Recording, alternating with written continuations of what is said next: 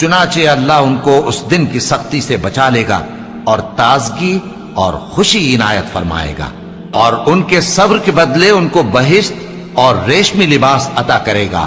اس میں وہ تختوں پر تکیے لگائے بیٹھے ہوں گے، وہاں نہ دھوپ کی حدت دیکھیں گے نہ سردی کی شدت۔ ان پر درختوں کے سائے قریب ہوں گے اور میووں کے گچھے جھکے ہوئے لٹک رہے ہوں گے، اور خدام چاندی کے برتن لیے ہوئے ان کے ارد گرد پھریں گے، اور شیشے کے نہایت شفاف پیالے اور شیشے بھی چاندی کے جو ٹھیک اندازے کے مطابق بنائے گئے ہیں۔ اور وہاں ان کو ایسی شراب بھی پلائی جائے گی جس میں ادرک کی آمیزش ہوگی۔